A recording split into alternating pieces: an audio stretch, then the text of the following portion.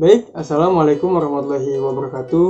Di sini saya Ruslan Syetaib dengan NIM 19660095 akan mempresentasikan tentang K3 atau Keselamatan Kesehatan Kerja dari kelas Manajemen Proyek kelas D. Yang pertama, keselamatan kerja. Apa itu pengertian dari keselamatan kerja dan apa pentingnya bagi proyek konstruksi?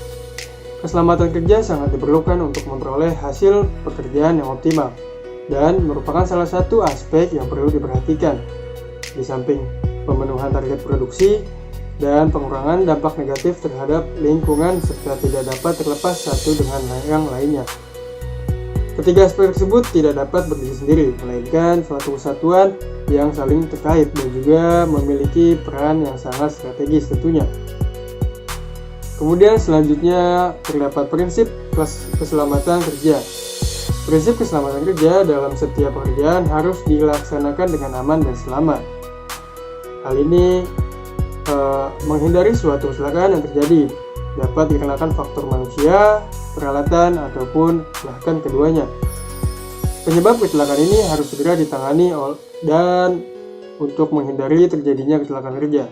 Hal-hal yang perlu diketahui agar pekerjaan dapat dilakukan dengan aman, diantaranya adalah yang pertama, mengenal dan memahami pekerjaan yang akan dilakukan sebelumnya.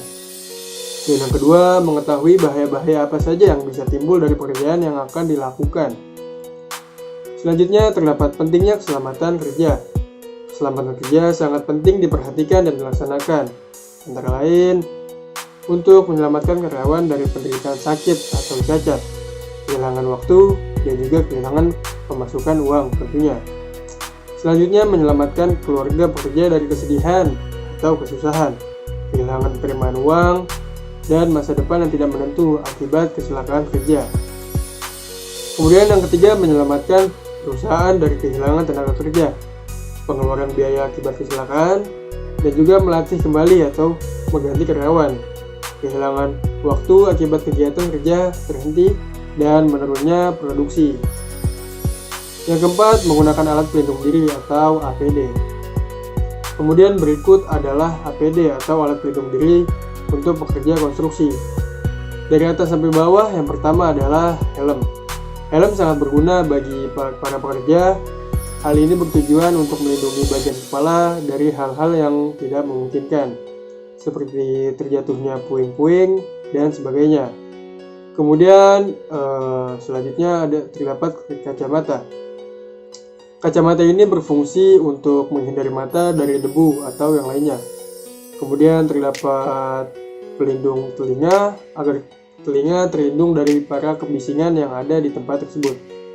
Kemudian terdapat rompi dan juga hermes, kemudian sarung tangan, celana, dan juga sepatu. Hal ini bertujuan untuk melindungi para pekerja pada saat melakukan kerja lapangan. Kemudian selanjutnya adalah pembinaan keselamatan para pekerja. Pencegahan terjadinya kecelakaan kerja perlu dilakukan. Salah satunya dengan pembinaan keselamatan kerja terhadap karyawan agar dapat meminimalkan keadaan yang berbahaya di tempat kerja. Banyak cara yang dapat dilakukan oleh para perusahaan untuk membina keselamatan kerja para karyawannya, baik yang bersifat di dalam ruangan atau praktik di lapangan. Selanjutnya, setiap perusahaan harus memiliki safety officer sebagai personil atau bagian yang bertanggung jawab nantinya terhadap pembinaan keselamatan kerja karyawan maupun tamu perusahaan.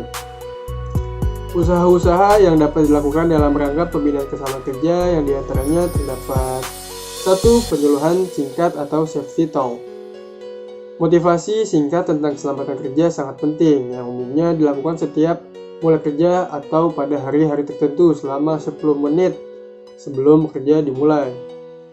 Selanjutnya, pemasangan poster keselamatan kerja dan juga pemutaran film atau slide tentang keselamatan kerja.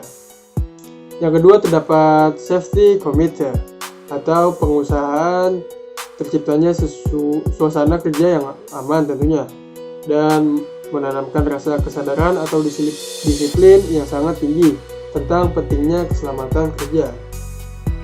Kemudian pemberian informasi tentang teknik-teknik keselamatan kerja serta peralatan keselamatan kerja. Dan yang ketiga, adanya pendidikan dan pelatihan. Melaksanakan kursus keselamatan kerja baik dengan cara mengirimkan karyawan ke tempat-tempat diklat keselamatan kerja atau mengundang para ahli keselamatan kerja dari luar perusahaan untuk memberikan pelatihan di dalam perusahaan. Dan juga pelaksanaannya dapat di dalam negeri ataupun bahkan di luar negeri. Kemudian latihan penggunaan peralatan keselamatan kerja. Alat-alat keselamatan kerja harus disediakan oleh para perusahaan. Alat tersebut berupa alat proteksi diri yang diperlukan sesuai dengan kondisi kerja. Dan berikut terdapat pula rambu-rambu yang ada pada lapangan konstruksi proyek. Yang diantaranya terdapat area bahaya asap rokok, area CCTV, hati-hati area pengelasan, hati-hati bahan berbahaya, dan sebagainya. Selanjutnya terdapat penerapan keselamatan konstruksi oleh para penyedia jasa. Yang pertama, terdapat penyedia jasa sebagaimana dimaksud wajib menerapkan operasi keselamatan konstruksi. Dan selanjutnya, penyedia jasa sebagaimana dimaksud wajib melakukan identifikasi bahaya, penilaian risiko, dan pengendalian risiko atau peluang. Pekerjaan konstruksi, sasaran dan program keselamatan konstruksi yang dibuat berdasarkan tahapan pekerjaan. Selanjutnya, penerapan SMKK oleh penyedia jasa sebagaimana dimaksud dilaksanakan sesuai dengan ketentuan yang berlaku sebelumnya. Selanjutnya, penerapan keselamatan konstruksi oleh para pengguna jasa. Yang pertama, penyedia jasa sebagaimana dimaksud wajib menerapkan operasi keselamatan konstruksi. Penerapan SMKK oleh penyedia jasa sebagaimana dimaksud dilaksanakan sesuai dengan ketentuan yang berlaku tentunya sebelumnya. Nah, jadi kesimpulannya adalah pekerja konstruksi memiliki risiko kecelakaan kerja yang cukup tinggi. Terdapat dua kategori pekerja konstruksi, yaitu pekerja yang sudah mempunyai ikatan kerja permanen dengan kontraktor dan pekerja borongan atau harian, lepas di bawah koordinasi mandor. Kategori kedua inilah yang merupakan pekerja konstruksi lini depan dan memiliki risiko kecelakaan kerja yang paling tinggi. Berbagai macam peraturan telah dibuat sebagai bentuk keselamatan kerja para pekerjanya. Namun, kenyataan di lapangan kurang sesuai dengan peraturan yang telah ada. Penting bagi para pekerja untuk mengenal pekerjaan serta memahami bahaya yang mungkin dihadapi agar dapat terhindar dari kecelakaan kerja nantinya. Salah satu upaya yang dapat dilakukan ialah antara lain dengan melakukan pembinaan keselamatan kerja oleh para pekerja, seperti penyuluhan singkat atau safety talk, safety committee, atau menciptakan suasana kerja yang nyaman dan disiplin tentunya. Serta yang terakhir, melalui pendidikan dan pelatihan tenaga kerja yang sangat berkomitmen dalam bekerja di lapangan dan tentunya berpengalaman. Mungkin itu saja presentasi dari saya, kurang lebihnya mohon maaf. Wabillahi taufiq wal hidayah. Wassalamualaikum warahmatullahi wabarakatuh.